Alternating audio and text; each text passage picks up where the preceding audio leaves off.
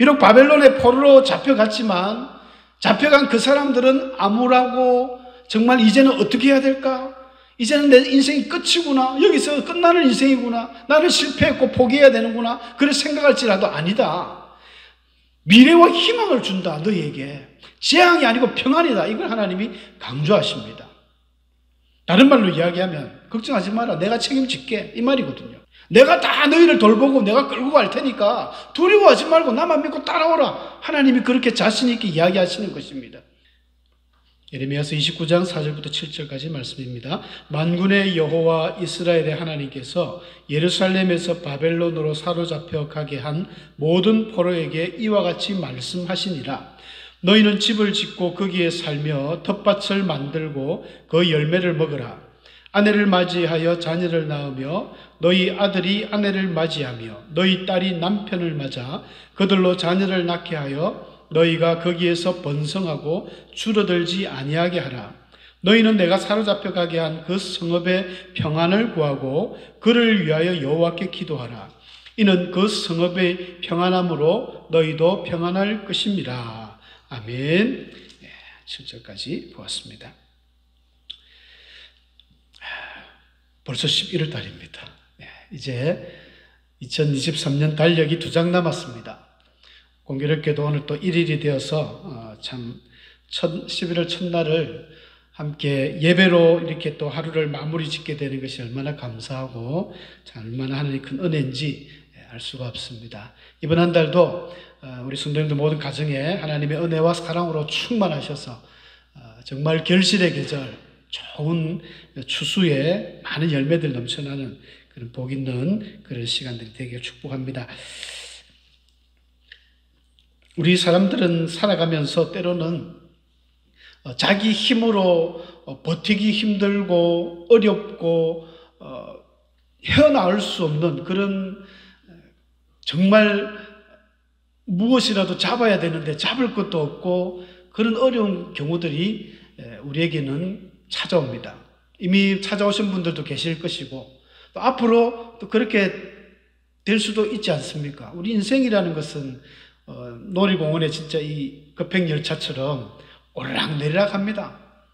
언제 그랬냐는 듯이 또 갑자기 위기가 오고 또 위기가 와서 정말 이렇게 해서 어떻게 살아가나 하다가도 또 어떤 그 탈출구가 있어가지고 또 우리가 숨을 쉴 수 있도록 이게 인생인 것 같습니다. 그러나 우리 하나님의 백성들에게 있어서는 상당한 위로가 되는 것은 우리 하나님이 우리와 항상 함께 한다는 것입니다. 이 무소부지라는 그 말이 한자입니다만은 쉽죠? 그러니까 없는 곳이 없다는 것입니다. 있지 않는 곳, 부재, 있지 않는 곳이 없다. 하나님은 모든 곳에 다 있다는 것입니다. 제가 우주 그림을 좀 그려놨는데 우주 만물, 세계 모든 곳곳 우리 하나님은 다 계십니다. 교회만 있는 것이 아니라 우리 집에도 뭐 직장에도 학교에도 모든 곳에 우리 하나님은 계십니다. 그 계신 하나님으로 말미암아 우리가 새 힘을 얻고 그 독수리가 막 날개치며 올라간 같은 새 힘을 매일매일 공급을 받는 것입니다. 하나님이 없는 인생은 참 불쌍한 인생이죠. 힘들고 어려울 때마다 헤쳐나갈 방법을 알지 못합니다. 그러니까 한없이 떨어져서 이제 보통 그런 어려움을 처한 사람들에게 필요한 것이 소망이고 희망인데 그게 사라져 버리는 거예요. 여러분, 희망이 없다는 것은 인생이 정말 불우합니다. 희망이 없는 것은 지옥입니다. 지옥에는 희망이 없어요. 그 단테가 그랬습니까? 지옥 입구에 딱 들어가는 입구의 팻말이 희망이 없는 곳. 지옥에는 희망이 없습니다. 더 이상 살 소망이 없는 곳이 지옥인데 우리가 살아있는 인생에 희망이 없다는 것은 지옥 같은 인생이죠. 희망이 있어야 됩니다. 희망을 가지셔야 됩니다. 오늘 말씀에도 하나님이 우리에게 희망을 주신다는 것입니다. 예레미야에게 하나님께서 말씀하셨습니다. 예레미야야, 편지를 적어라. 그 편지를 딱 적는데 누구에게 적느냐 하면 바벨론에게 포로로 잡혀간 포로들에게 편지를 적은 겁니다. 그 적은 내용을 오늘 우리가 같이 읽어보았던 그 4절부터 7절까지의 내용이었습니다. 하나님께서는 바벨론에게 잡혀간 그 포로들에게 뭐라고 말씀하시냐면은 거기서 정착해 살아라는 거예요. 오늘 5절, 6절, 7절 하나님이 세 가지 말씀하셨습니다. 너희는 집을 짓고 거기에 살며 텃밭을 만들고 그 열매를 먹으라. 그 다음에 또 결혼을 해서 아이도 놓고 아이들이 또 결혼해서 또 아이를 놓고 뭐 자손, 손자까지 다 보아라. 그렇게 이야기를 하는 거예요.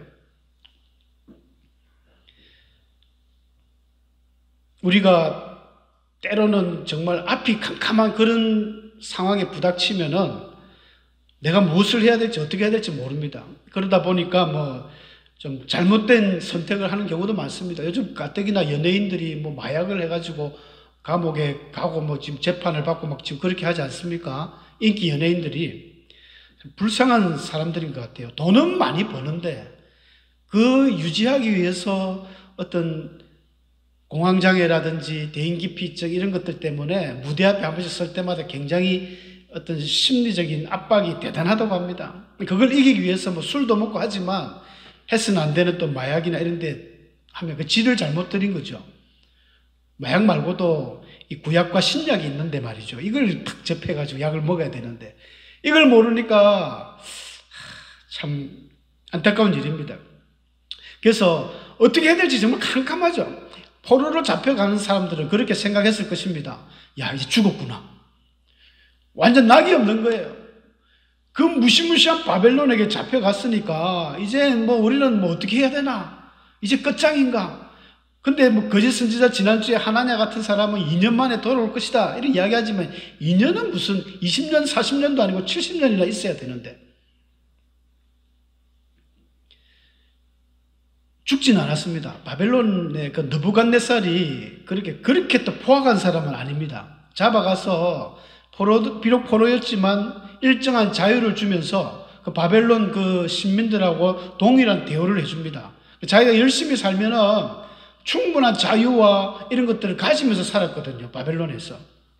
하나님은 살아라는 거예요. 살아라. 아브라함, 이삭, 야곱에게도 이야기했지 않습니까? 정처 없이 고향을 떠난다는 것은 상당히 부담이 됩니다. 우리가 향수병이라는 거. 연세가 들면 들수록 자기 고향을 그리워하잖아요. 몹시도 그리워합니다.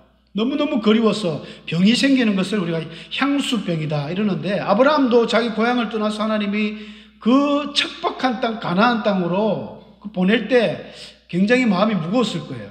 야곱도 마찬가지입니다. 야곱도 그 가나안 땅에 있다가 뜬금없는 애굽으로 들어가라니까 비록 요셉이 있었지만 굉장히 마음이 무거웠을 거예요. 근데 하나님이 그 길을 다 준비해 놓았지 않습니까? 바벨론으로 포로로 잡혀가는 사람도 마찬가지입니다. 잡혀가면서 질질 끌려갈 때는 이제 죽었구나. 내 인생은 끝이구나. 근데 하나님은 다 계획을 세워 두셨습니다. 그래서 거기에 간 사람들에게 낙심하지 말라고 하나님이 그곳에 포로 잡혀간 사람들에게까지 편지를 적어 보내는 겁니다. 거기서 두려워하지 말고 텃밭을 만들고 그 열매를 먹고 열심히 일해라. 그리고 일하는 것뿐 아니라 자녀도 많이 놓으라는 거예요. 여러분, 자녀 놓는 것 이것은 정말 성경의 제1계명입니다. 성경의 창세기부터 등장하는 첫 번째가 하나님이 창세기 1장 28절에 보면 남자 여자를 만들어 놓고 하나님 주신 축복의 메시지가 생육하고 번성해라. 땅에 충만해라. 땅의 모든 걸 정복해라. 모든 걸 다스려라. 이런 복을 주셨어요. 인간에게. 하나님이 갈 때마다 아브라함에게도 너의 자손을 하늘의 별처럼 바닷가의 모래처럼 많게 해주실 것이다. 실제로 많아졌고요. 애굽에서 나올 때는 거의 한 200만 명 정도. 어마어마한 사람들이 나왔으니까 하나님은 이 생육하고 번성시키는데 특별한 하나님 은사가 있는 것 같아요. 달란트가 있는 것 같아요. 우리가 믿음만 가지면 자녀를 참 많이 놓을 수가 있습니다. 근데 요즘에 자녀를 놓지 않지 않습니까? 젊은 사람들이 자녀를 잘 놓으려고 하지를 않더라고요. 자녀를 놓는 게 문제가 아니라 결혼 자체를 안 하려고 합니다. 하려고 안 하려고 하다가 이제 하다 보니까 늦게 또 하고 결혼이 늦으니까 아이를 잉태해서 놓으려고 하니까 전부 노산이 돼가지고 거의 뭐 잉태돼가지고 애기집이 만들어져서 이렇게 착상을 하는데 유산이 되는 경우가 굉장히 많습니다. 젊은 사람도 잘 안 되는데 요즘에 또 젊은이들은 하도 환경 호르몬에 오염이 많이 돼가지고 컵라면을 많이 먹어가지고 컵라면 스티로폼에 넣는 그 스티로폼에 열을 가하면 환경 호르몬이 15배가 20배가 어마어마하게 나오거든요. 우리 그걸 후루후루 먹고 전자레인지 돌리가 먹고 젊은이들이 남자 구실을 잘 못해요. 거의 여성의 문제보다는 남성의 문제가 많다. 이렇게 뭐 의학적으로도 알려져 있는데 요즘 임신이 잘 안 됩니다. 신기해요. 근데 교회 와서 기도하면 또 임신이 되지 않습니까? 하나님이 그렇게 해주신다고 약속을 했기 때문에 되는 거예요.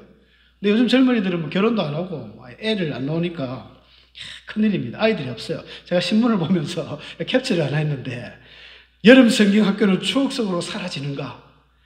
이제 아이들이 없으니까 그 조그만 그런 소도시, 중소도시나 작은 교회나 시골 교회의 교회 학교는 7, 80%가 무너졌다. 코로나 팬데믹 이후 교회에서 아이들의 웃음소리를 듣기가 힘들어졌다. 매우 심각한 현상이지 않습니까? 아이가 없습니다. 엊그제 이제 우리 시차리에서 나들이를 좀 다녀왔는데 타고 가면서 오고 가면서 이야기하는 걸 들어보면요. 요 예림교회도 주일학교 없어진 지가 오래입니다. 임원회 하면서 목사님이 뭐 이야기를 좀 들어보니까 코로나 이후로 애들도 안 오고 이제 교인들 자녀들도 잘 안 오고 하니까 주일학교를 안 한대요. 주일학교 안 하는 데가 제법 많습니다. 우리 무지개 전원교회는 그래도 하나님이 은혜를 베풀어 주셔가지고 우리 주일학교 아들이 15명입니다. 15명. 총재적이. 많죠. 시골에 이 정도는 굉장히 많습니다. 우리 학생들도 뭐 한 10명, 청년들도 15명. 다 교회 학교만 합이면 오늘 제가 숫자를 잘 봐 40명입니다. 40명. 교회 학교 해도 될 것 같아요. 그런데 사실상 뭐 시골의 면단위, 리단위는 이제 주일학교 없어졌습니다. 아이가 없는데 어떡하겠습니까? 도시교회도 어떤 특수교회만 뭐 어떤 진짜 젊은이들의 어떤 모여가지고 뜨겁게 찬양하고 이런 데만 모이지 그게 없어져요. 함께하는 교회 제가 이제 같이 공부했던 그 동기 강도사가 있는데 주일학교가 뭐 150명씩 이렇게 막 한번 전도 나가면 우르르 이렇게 데려온대요. 그러니까 한 날 어디서 옆에 교회에서 전화가 왔더래요. 여자 전도사님인데 강도사님 우리 애 좀 돌려주세요. 돌려보내달라는 거예요. 아이가 큰 교회에서는 물질 공세를 하잖아요. 막 선물도 주고 맛있는 거 주고 하니까 우르르 따라가 버리니까 자기 교회 근처 교회 아이들이 교회를 안 오는 거예요. 그쪽으로 나가버리고. 그래서 다음부터는 교회 다니는 애들은 선물을 안 주는 걸로 뭐 이렇게 바꿨다 하던데 그래도 계속 하는 거예요. 진공 청소기처럼 흡입을 해버리니까 도시교회도 뭐 이게 큰일입니다. 뭐 답은 하나밖에 없습니다. 애를 많이 낳아야 됩니다. 우리는 애를 많이 놓도록 자꾸 젊은 우리 신혼 부부들에게 목사님 좀 강조를 하셔야 됩니다. 김주원 집사님 좀 강조를 해가지고 쌍둥이 따따블로 막 나와가지고 우리 교회는 또 우리 건전찬이가 와서 크게 힘을 썼죠. 또 쌍둥이 나은이 나정이 왔죠. 유주 효주라고 또 이렇게 쌍둥이가 오죠. 쌍둥이로 하나님 막 보내셔가지고. 근데 이게 창조질서입니다. 하나님은 왜 이렇게 자녀 번성에 욕심이 있느냐 하면은 경건한 자손을 얻기 위해서입니다. 말라기서 보면은 아담을 만들 때 땅에 흙이 많았지만은 딱 한 사람, 왜 하와를 한 사람만 만들었느냐? 왜 아담 한 사람만 만들었느냐? 경건한 자손을 얻기 위한 것이라는 것입니다. 만약에 말이죠. 그때부터 하나님이 일부 다츠를 허락해가지고 하와 1, 하와 2, 하와 3 이래 만들어놨으면 어떻게 됐겠습니까? 난리굿이죠. 막 얼마나 싸웠겠습니까? 머리칼 뜯으면서. 하나님 그런 거 원하지 않고 오직 한 사람, 오직 한 남자 한 여자와 만나서 부모를 떠나 연합하여 한 몸을 이루고 거기서 태어난 자녀가 경건하게 말씀으로 신앙으로 자라가도록 그렇게 하나님이 원하신 거예요. 유대인들이 그런 걸 잘하거든요. 어릴 때부터 신실하게 말씀으로 교육하고 이러니까 유대인들이 참 예수를 모르는 게 안타깝지만 그들은 하나님을 정말 잘 섬기고 신앙으로 이렇게 자랍니다. 세계 곳곳에 어른이 되었어도 하나님을 떠나지 않는 거예요. 참 우리 그런 걸 본받아야 됩니다. 아이들에게 신앙으로 잘 가르쳐야 돼. 이거는 교회에서 가르쳐 주는 거는 어느 정도 한계가 있고 집에서 해야 됩니다. 집에서. 그렇지 않습니까? 집에서 해야 되고 또 어머니들이 해야 돼요. 어머니들이. 유대인들은 실제적으로 어머니가 잘합니다. 잘 가르쳐요. 어머니는 한 5개 국어 정도를 합니다. 아이들에게 공부를 가르치고 아버지는 신앙을 지도하고. 우리가 이런 걸 좀 본받으면 좋을 것 같습니다. 하나님은 자녀를 많이 놓으라는 거예요. 너희들이 바벨론 가서 자녀 안 놓으면 큰일 난다는 것입니다. 하나님의 이 귀한 선민의 이 뿌리가 계속 연결이 돼야 되는데 너희들 바벨론 가서 풀이 푹 죽어가지고 아무것도 안 하고 일도 안 하고 자녀도 안 하고 결혼도 안 하면 하나님이 바벨론 보낸 이유가 없어지는 거예요. 하나님의 계획이 수포로 돌아가는 겁니다. 그러니까 하나님이 계속 놓고 그 6절 끝에 보면 너희가 거기서 번성하고 줄어들지 아니하게 하라. 줄어들면 안 된다는 거예요. 자녀들이. 그 다음에 이제 세 번째 이야기인 것이 바벨론 성읍을 위하여 기도하라.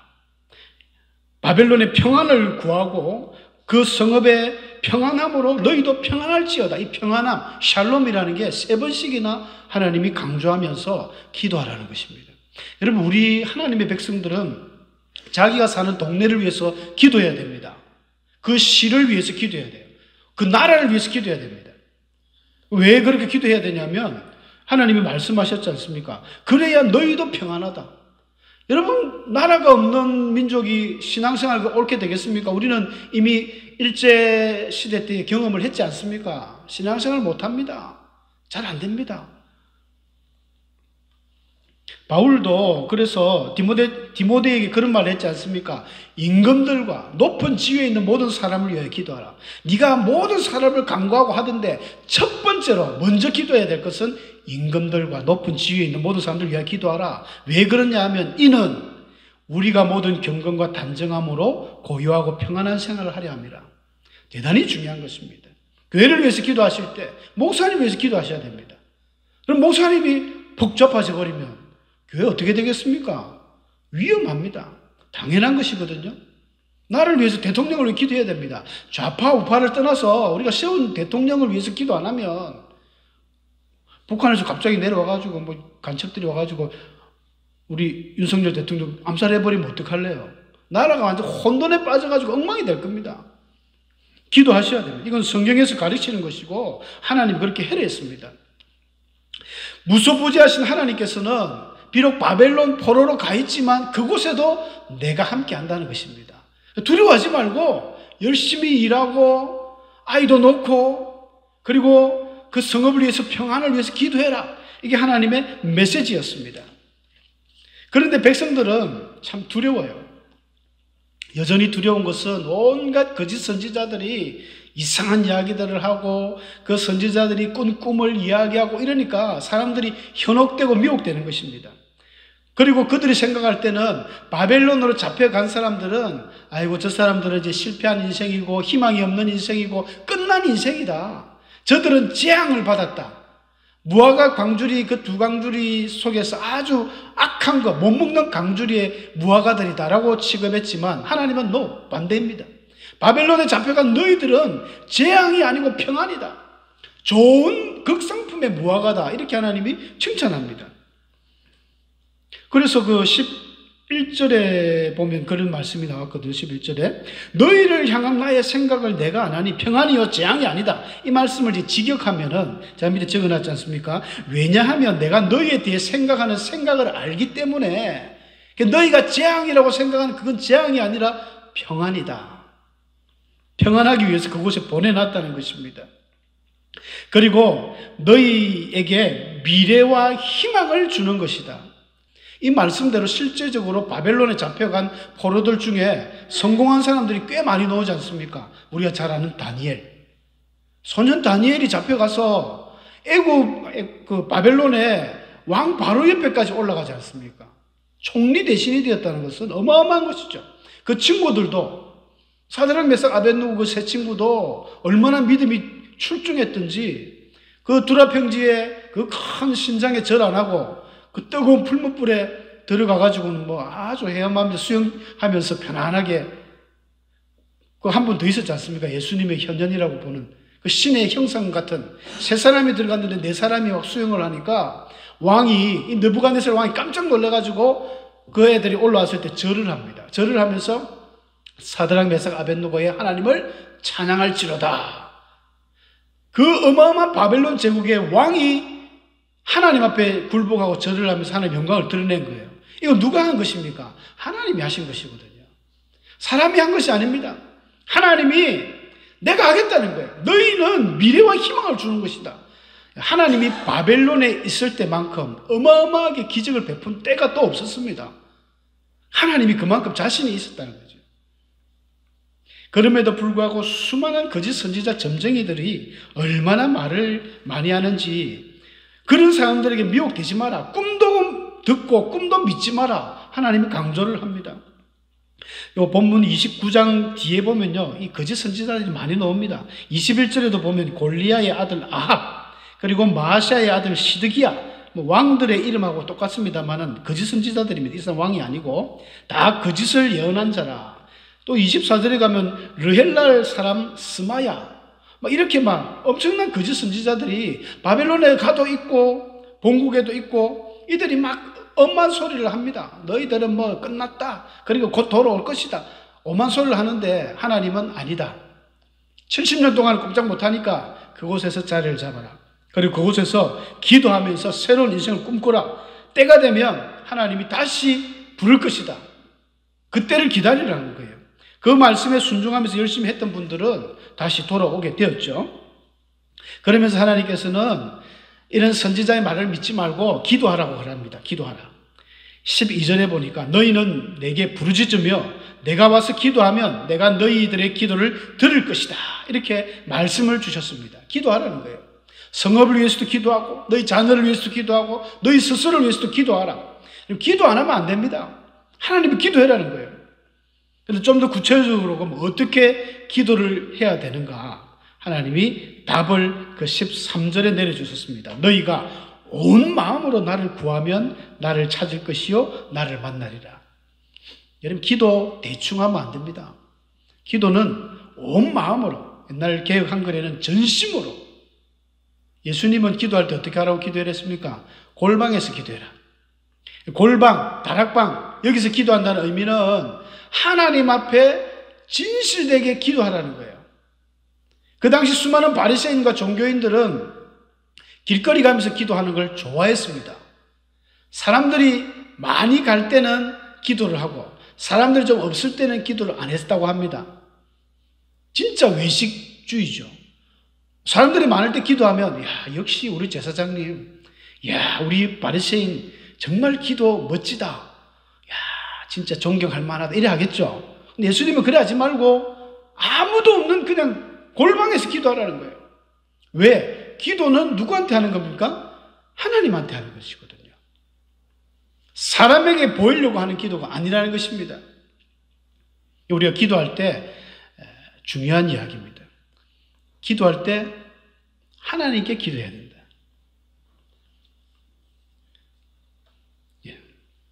조심스럽게 말씀을 드리면, 우리가 어떤 순서를 맡았을 때 우리 장로님들도 다 기도를 하지 않습니까? 저도 기도를 하는데 처음에는 막 떨리니까 우리가 이 기도문을 작성하지만 자꾸 하다 보면 이게 이제 실력이 붙어가지고 잘 됩니다. 근데 이게 자꾸 이게 습관적으로 기도문을 해서, 우리 권사님도 오해 보면 항상 보고 하시잖아요. 저도 이제 권사 처음에 교육시킬 때 훈련시킨다고 이 기도문을 내라 했습니다. 한두 번은 그래 하고 그다음부터는 그냥 시켰습니다. 계속. 하다 보면 되는데, 근데 이게 아예 그냥 습관적으로 계속 기도문을 작성하며 죽을 때까지 해야 됩니다. 그리고 기도 좀 못해도 됩니다. 화려한 미사어구가 중요한 것이 아니라 사람에게 보이는 게 아니잖아요. 하나님이. 강원도 어떤 권사님은 기도할 때 아주 사투리 섞어가면서 구수하게 기도했다잖아요. 하나님, 고매가 이번에 값이 잘 안 오는데 하나님 고매 좀 값 좀 오르게 해주시오, 이렇게 기도하는 거. 누가 그 기도에 비난을 하겠습니까? 하나님은 나를 온 마음으로 구하라, 이런 의미가 있습니다. 기도할 때 전심으로 하나님 앞에 그냥 애기처럼 떼굴떼굴 쪼르기도 하고 막 구르기도 하고 하나님 앞에 간절한 마음으로. 그래서 잠언서 8장 17절에 너를 간절히 나를 찾으면 만난다, 하나님이 주시는 메시지가 동일합니다. 이런 말씀들이 많아요. 전심으로 기도해라, 온 마음으로 기도해라. 그러면 너희가 나를 만난다. 예수님께서도 그런 말씀합니다. 거룩한 것을 개에게 주지 말며 진주를 돼지에게 던지지 마라. 그러면서 이어오는 말씀이 구하는 자는 그 구함을 받는다. 그 진리를 구하려면 진리를 구하라는 거예요. 진리를 찾고 구하고 두드리라. 그러면 열린다. 이런 말씀을 연결시키면서 말씀을 하셨습니다. 거룩한 것 개한테 주고 진주를 돼지에게 주면 가치를 모르잖아요. 근데 진짜 이 진리를 찾는 자, 진짜 간절히 두드리고 이런 사람들은 찾게 된다는 것입니다.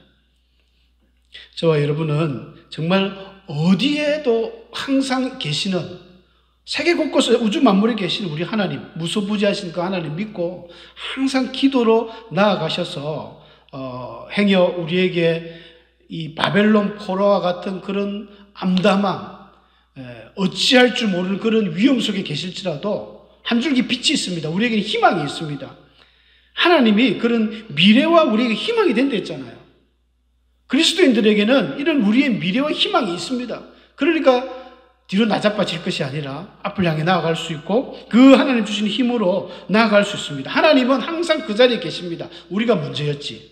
하나님은 언제나 우리 옆에서 도와주시려고 하고 우리를 지키시려고 하고 눈동자처럼 보호하시고 암탉이 새끼를 품에 안는 것처럼 우리를 항상 안고 있습니다. 내가 항상 하나님의 그 사랑을 못 느끼고 문제가 있고 하나님 어디 있습니까? 하지만은 하나님 항상 거기에 있었습니다.